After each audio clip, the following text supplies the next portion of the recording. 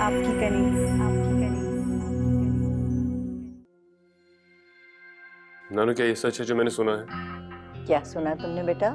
यही कि डैड ने दूसरी शादी कर ली है और किसी और औरत ने मेरी माँ की जगह ले ली है। बेटा ऐसा कुछ नहीं हुआ। तुम यूं समझो कि इस घर में बहुत सारे मुलाजिम आते जाते रहते हैं। माली अनवर बूढ़ा हो गया था, वो चला गया, उसकी जगह उसकी बेटी आ गई, बस। मैं समझा नहीं, परी तो कुछ और ही कह रही थी।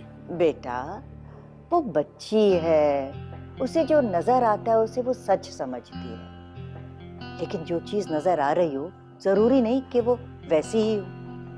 वो लड़की इस घर में आई जरूर है, लेकिन शामिर की जिंदगी के आस पास वो भटक नहीं सकती। तुम्हारी नानू अभी तक जिंदा है और मेरे जीते जी मैं शीरीन की जगह इस घर में किसी और को नहीं लेने दूंगी। तो बिल्कुल फिक्र मत करो। अच्छा मेरा बच्चा, खुदा हाफिज।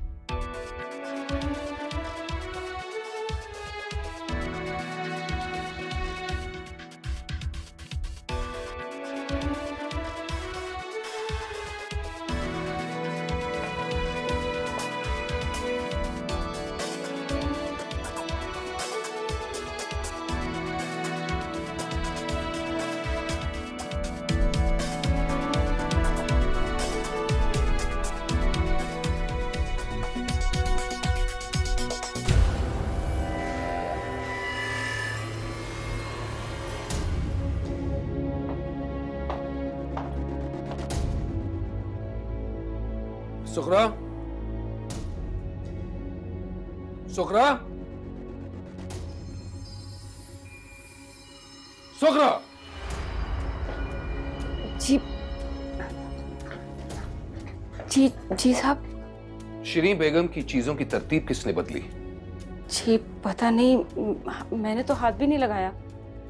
तो क्या मैं गलत कह रहा हूं? तुम अच्छी तरह जानती हो शिरीन बेगम हमेशा हमेशा अपना हेयर ब्रश उल्टे साइड पर रखती थी और लिपस्टिक सीधे साइड पर रखती थी। तो फिर ये तरतीब किसने बदली? जी मैं सच्ची कह रही हूँ, मैंने तो हाथ भी नहीं लगाया। मैंने तो आज यहाँ की सफाई भी नहीं की है। मैं अभी ठीक कर देती हूँ। रुको, और खबरदार, आज के बाद इस घर का एक पत्ता भी इधर से उधर हुआ तो तुम लोगों की खैर नहीं, समझी? अब खड़ी खड़ी मेरा मुंह क्या देख रही हो? जाओ यहां से। जी। नॉनसेंस।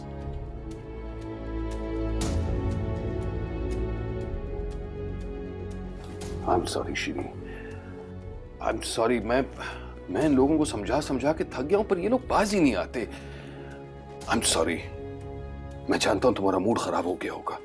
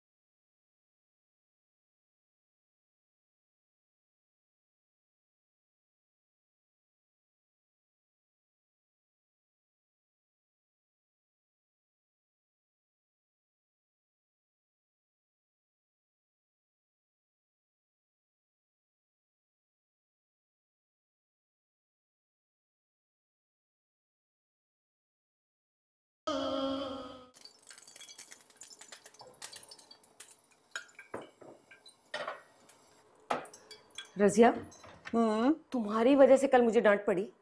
अरे तुम्हें क्या जरूरत थी उनके मामले में बोलने की?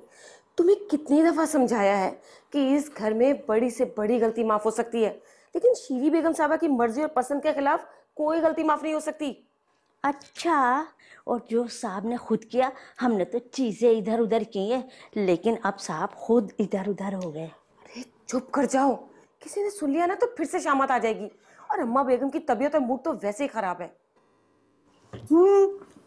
छोड़ो अम्मा बेगम को।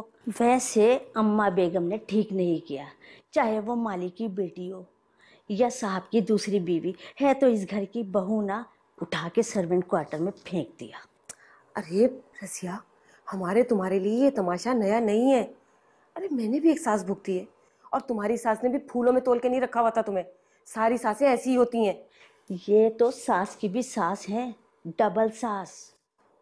डबल सास? हाँ हाँ, शौहर की माँ सास होती है, और फिर शौहर की सास सासू, यानी कि डबल सास। चुप कर जाओ, मुझे नाश्ता बनाने दो।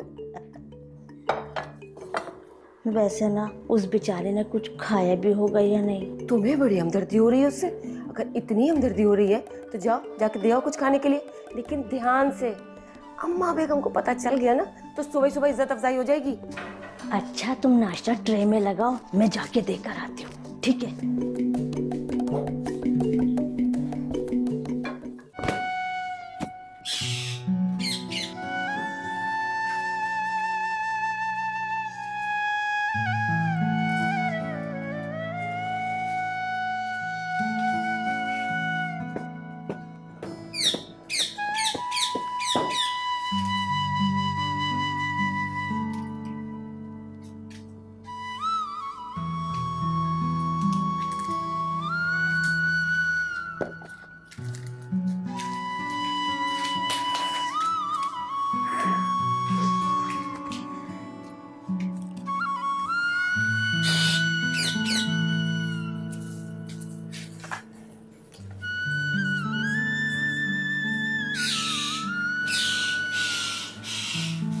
कनीज बीबी, ये आप क्या कर रही हैं?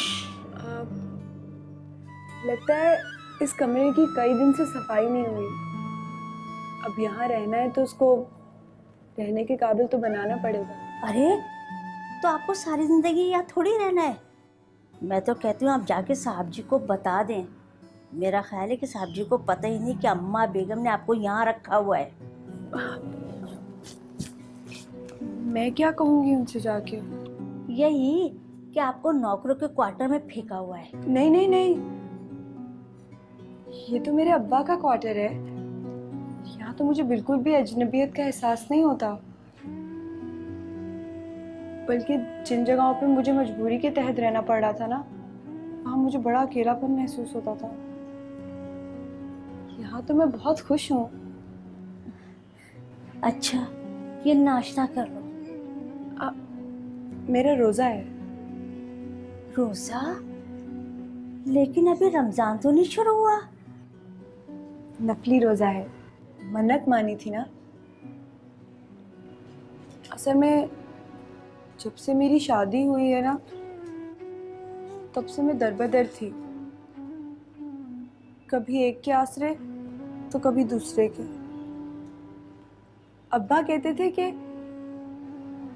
अल्लाह ताला से कुछ मांगना हो ना तो उसे खुश करने के लिए इबादत की मन्नत मान लो। इसीलिए मैंने 100 शुक्राने के नफल और 1 शुक्राने का रोजा मान लिया था।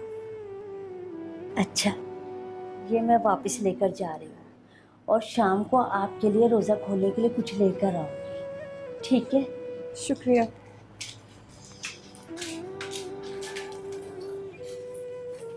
पर कनीज बीबी, यहाँ तो कुछ खाने के लिए भी नहीं था, तो आपने रोजा किससे रखा?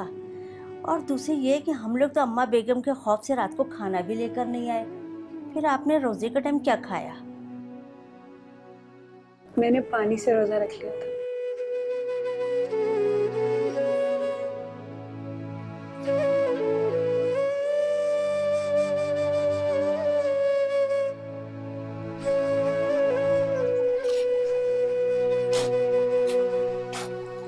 अब्बा।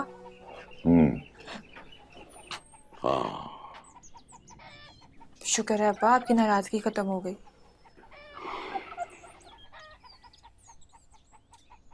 अब तेरे अलावा है कौन मेरी जिंदगी में? है कितनी देर नाराज रह सकता हूँ तुझसे? अब्बा ऐसे तो ना कहे, कनीज भी तो है, और मुझे पता है कि वो आपकी हमेशा से लाडली रही है और आपने हमेशा उसको मुझसे ज्यादा प्यार किया है। तू बन जा उसके जैसी, मेरा हर कहना मानने वाली। तुझे उससे ज्यादा प्यार करूंगा मैं कुछ भी कर लूं ना अब्बा, मुझे पता है ऐसा नहीं हो सकता। ले कमड़ी ना हो तो।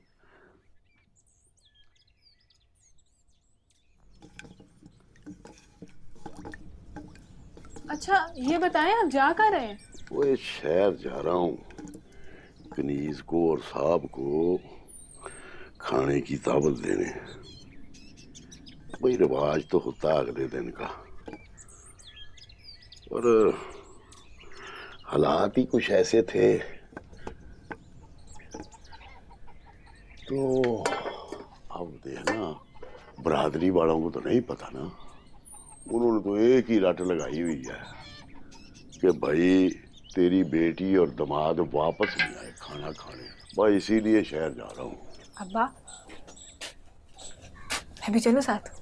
वो ना, तू यही रह, मैं तो आप डरते डरते जा रहा हूँ। कहाँ मेरा साहब जी और कहाँ ये मेरा गरीब सा घर। अब आप ये सोचना छोड़ दें, अब यही समझें कि आप अपनी बेटी और दामाद को बुलाने जा रहे हैं। वो यही सोच के तो मैंने हिम्मत की है। फिर ये भी ख्याल आता है कि भाई अगर शर्मा हजूरी में ना गया तो अगले ये ना सोचे भी कमी कमीन लोग हैं, इनको शायद रिवाजों का नहीं पता, या इतने गए गुजरे हैं कि बेटी दामाद को एक वक्त का खाना भी अच्छा सा नहीं खिला सकते। बात ये है कि देखो, तो पहले तो ये बात थी मेरे और साहब जी के दरमियान, अब तो पूरे शहर को इस शादी का पता चल चुका है। हाँ अब्बा, आप बिल्कुल ठीक कह रहे हैं। ऐसी छोटी छोटी बातों को तो लोग पकड़ लेते हैं। कल को वो लोग मेरी बहन को ताने ना दें कि तुम्हारे मैं के बारे तुम्हें पूछते नहीं है या उनको रिवाजों का नहीं पता। आप बिल्कुल फिक्र ना करें, मैं ना बहुत अच्छा खाना बनाऊंगी जैसे शहरों में बनता है। मैं ना चाचा को, ताया को, फुप्पी को सबको बता के आती हूँ कि कन्नी सारी है। जानता है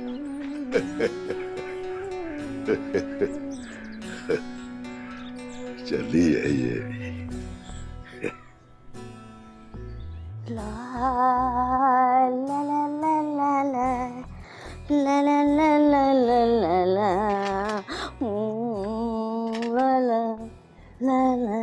ला ला ला ला ला ला। रजिया, जी बेगम साहब। खामोशी से काम नहीं होता तुमसे? जी।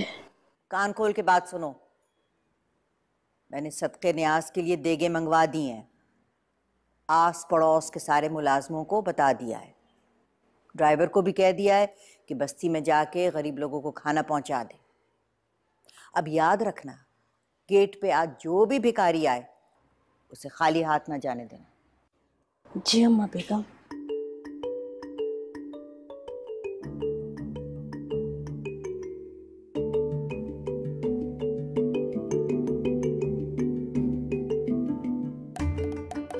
रजिया, किन सोचों में घूमो, जल्दी जल्दी काम करो।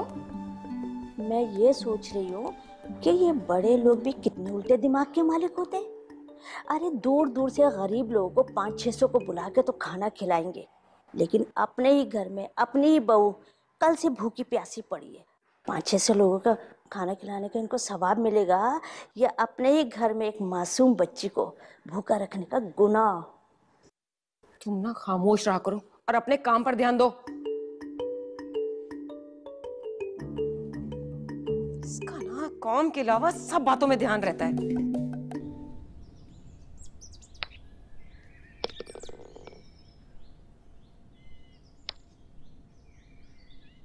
तो अम्मा बेगम का मूड कैसा है?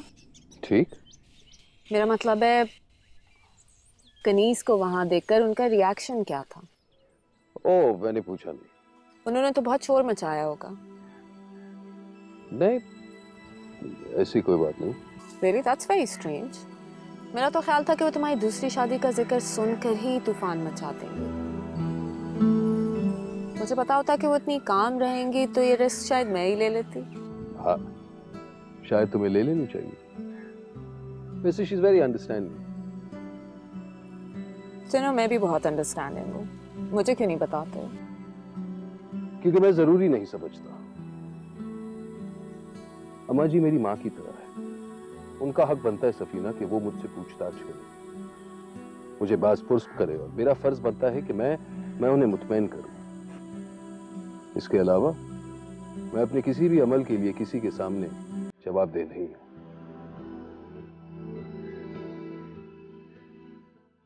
Excuse me.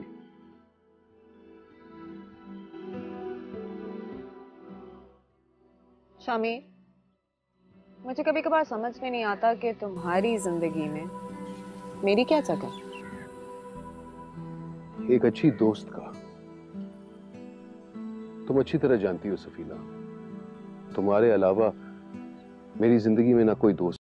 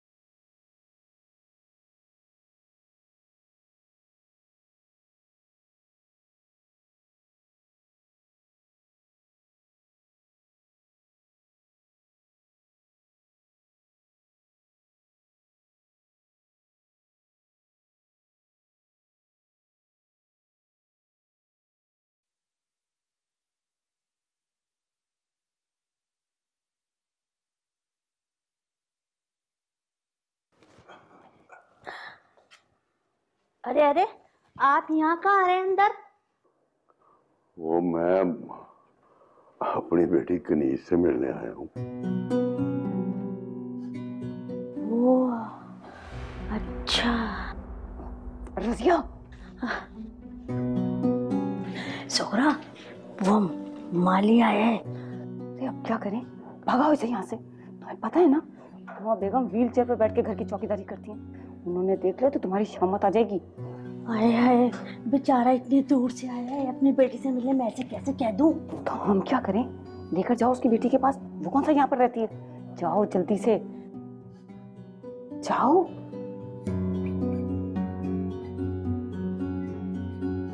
आए, मैं आपको आपकी बेटी से मिलवाती हूँ। चलो। अरे अरे, अंदर कहाँ जा रहे हैं आप? यहाँ आए मेरे साथ, आए।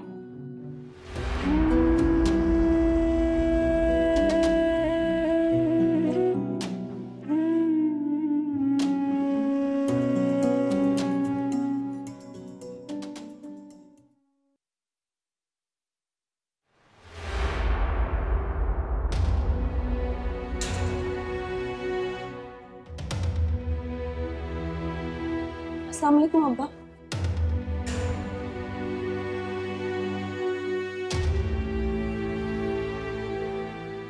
अब्बा वो मैं आपकी बहुत याद आ रही थी, मैं इसीलिए यहाँ आ गई थी। खुशबू आती है ना आपके इस कमरे से। साहब नया सामान रखवा रहे हैं मेरे कमरे में, वरना मैं आपको वहीं ले जाती। कनीज़, बेटा तेरी ज़बान कुछ और बोलती है और तेरी आंखें कुछ और बोल रही है। याद है मैं तुझे झूठ बोलने की क्या सजा मिलती?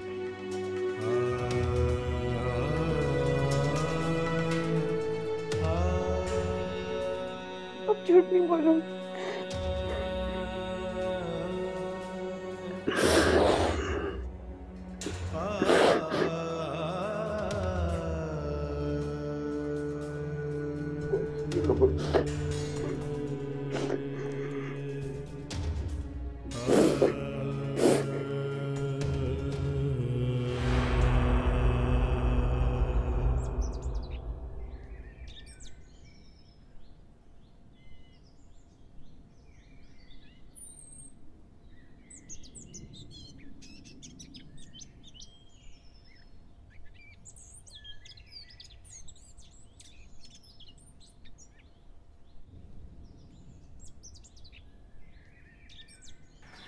सलाम बेगम साहब जी।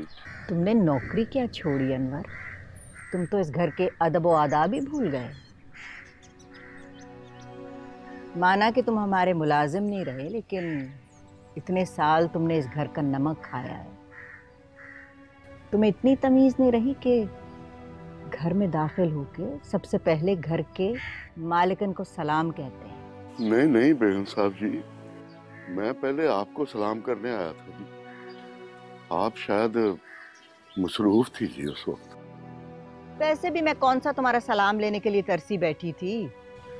वो तो मैंने इसीलिए कह दिया कि तुम मुझे मिल लेते तो तुम्हारा ही कोई भला हो जाता। गरीब आदमी हो, 1000 ज़रूरतें होती हैं। इसको ज़रा खाना ज़्यादा दे देना, गांव से आया है, एक प्लेट से इसका क्या बनेगा। बहुत अच्छे मौके पर आए हो तुम। हमारे घर से आज तक कोई खाली हाथ नहीं जाता। ऐसे भी तुम बेरोजगार हो, खैरात और सदक़े का हक बनता है तुम्हारा। बेगम साहब जी, जब तक मेरे हाथ पैर सलामत है ना जी, मैं अपने बच्चों के पेट में सदका खैरात नहीं डाल सकता जी। सलाम साहब जी। वालेकुम सलाम।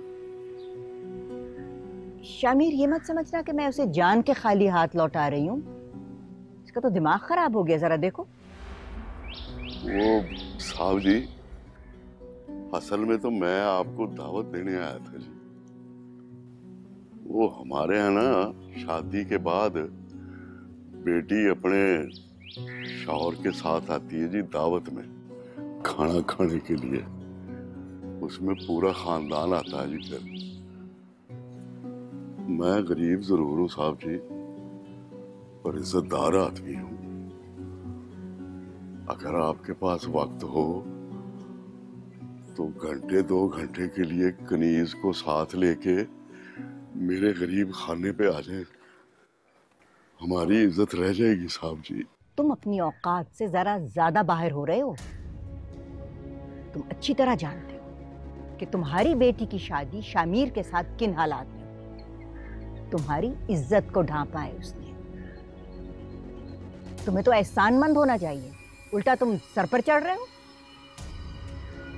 तौहीन कर रहे हो मेरे बेटे की। नहीं नहीं बेगम साहब जी, मैं ऐसी गुस्ताखी कैसे कर सकता हूँ। अम्मा जी प्लीज काम डाउन।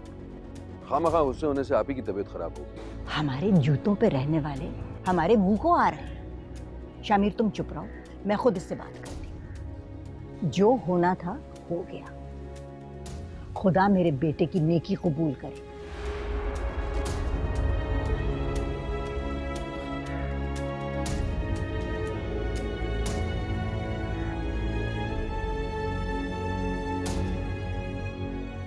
अली बाबा,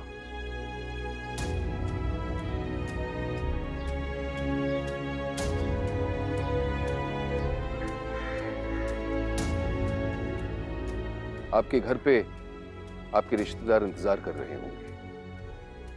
अगर आप चाहें तो रस्म के लिए अपनी बेटी को ले जा सकते हैं। साहब जी, हम गरीबों के घर में अगर बेटी अकेली आ जाए ना तो बहुत ज्यादा बातें बढ़ती हैं। बेटियों की इज्जत तो सिर के साईं से होती है साथी।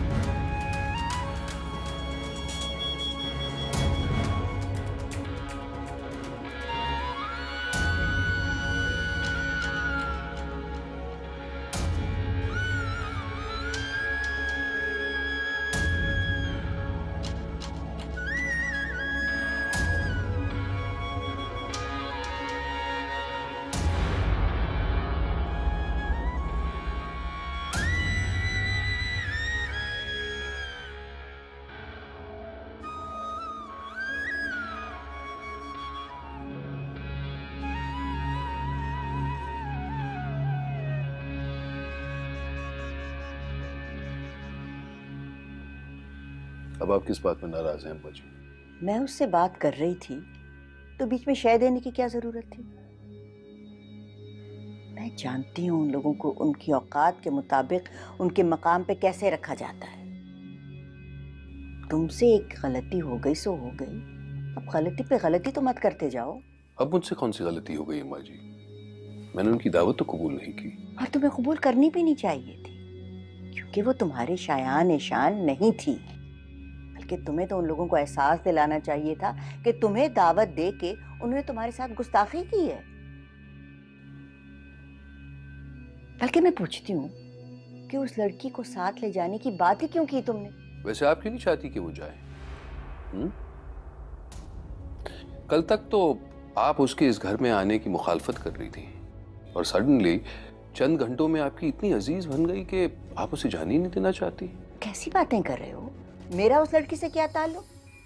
मैं तो ये जानती हूँ कि तुम्हारी इजाजतों के साथ उसकी हिम्मत और बढ़ेगी और आए दिन वो एक नई फरमाइश और एक नया मुतालबा लेके तुम्हारे सामने आ जाएगी। और वैसे भी जब तुम तय कर चुके हो कि इस लड़की को यहाँ रहना है तो इसे इस घर का आदी हो जाना चाहिए। आए दिन मैके भागी भागी जाएगी ना तो उसके कम जात मैके वाले हम लोगों से ताल्लुक बढ़ाने की कोशिश करेंगे। लेकिन अम्मा जान, मैं तो सिर्फ... देखो, तुमने ये मामला मेरे सुपुर्द किया था और मुझे पूरा इख्तियार दिया था कि मैं जो चाहूं करूं। अब क्या ये इख्तियार मुझसे वापस ले रहे हो? कैसी बातें कर रही हैं अम्मा जी? मेरी ये मजाल? अच्छा प्लीज अब आप अपना मूड ठीक कीजिए। बाकी मुझे बड़ी भूख लगी है, कुछ खाने को भी देंगी या फिर सारा खाना अपने गरीबों में बांट लिया?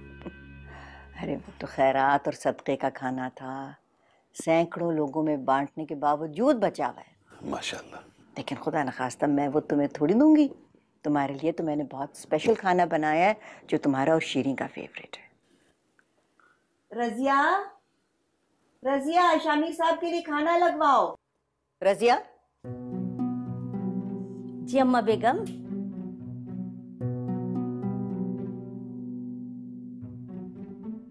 टेबल पे लगाने के बजाय ये खाना कहाँ लेके जा रही हो? बेगम साहिबा के लिए। कौन सी बेगम साहिबा? जी वो नई दुल्हन के लिए। इधर आओ,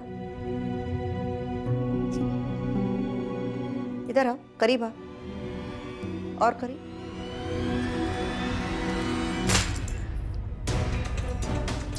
क्या कहा तुमने? फिर से दोहराओ। बेगम साहिबा, दुल्हन? जी नहीं। इस घर में कोई दुल्हन नहीं है और मेरे अलावा कोई और बेगम साहिबा नहीं है। आई समझ? जी। और उसके लिए बाहर लंगर से सदके का खाना लेके जाओ। दफा हो जाओ यहाँ से।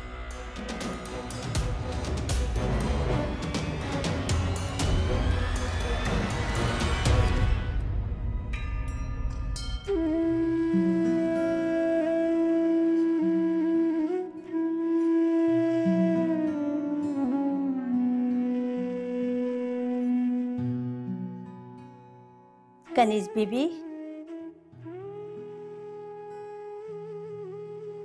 मेरे अब्बा चले गए क्या? कब के? बल्कि अब तो गांव पहुंचने वाले होंगे। अच्छा, मुझे लगा कि वो बाहर काम कर रहे होंगे। असल में उन्हें बहुत प्यार है ना पेड़ पौधों से, फूलों से। जी जी। कनीज बीबी, वैसे तो रोज़ा खुलने में देर है, लेकिन पता नहीं फिर मैं आ सकूं या ना आ सकूं। ये मैं लंगर के खाने में से लेकर आई हूँ, मैं यहाँ रख देती हूँ, आप मगरिब पे इफ्तार कर लीजिएगा, ठीक है?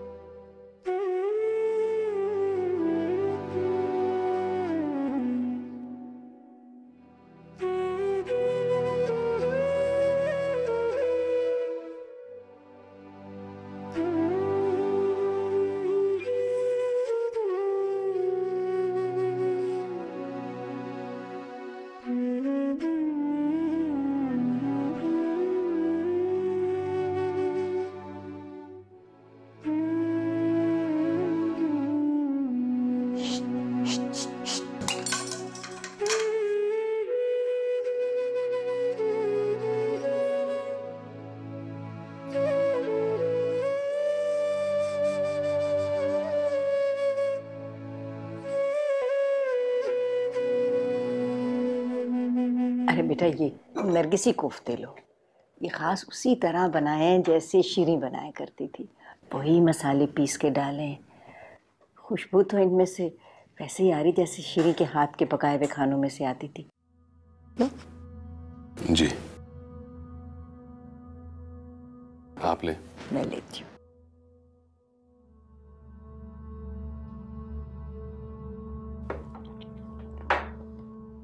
हाँ, ये भी लाओ रखो यहाँ। आइए, पुलाव खास तुम्हारे लिए बनवाया है। जी अम्मा जी, खुशबू बहुत उम्दा आ रही है। आपको याद है, शिरीन को पुलाव बिल्कुल पसंद नहीं था, लेकिन फिर भी बेचारी चुपचाप खा लेती थी, क्योंकि वो जानती थी अगर मेरी पसंद की चीज नहीं खाएगी तो फिर मेरे हलक से कैसे उतरेगी। लो, बिस्मिल्लाह, ये लो।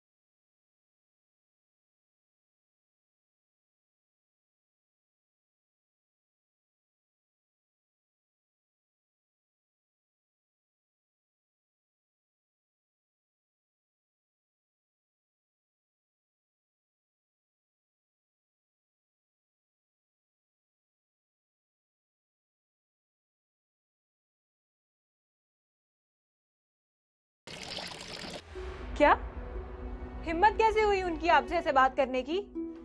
ओ बेटा देख, उनका कसूर कोई नहीं है।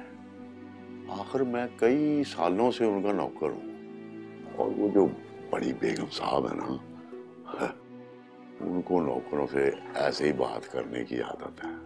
पर अब्बा आप नौकर बन के थोड़ी गए थे वहां पर, आप तो रिश्तेदार बन के गए थे ना। ओए हाँ ठीक है, बैठ बैठ, मैं समझाता हूँ तुझे।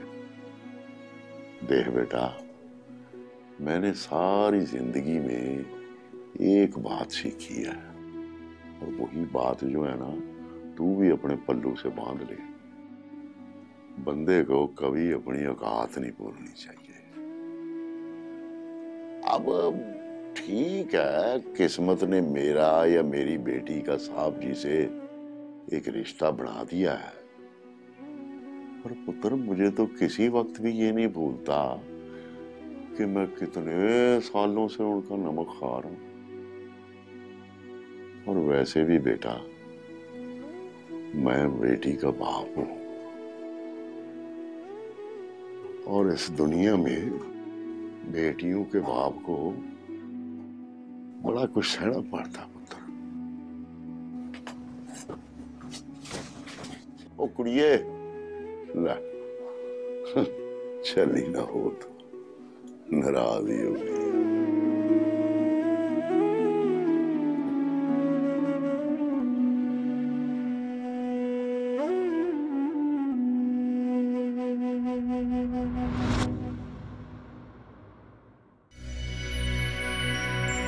आपकी कनीज।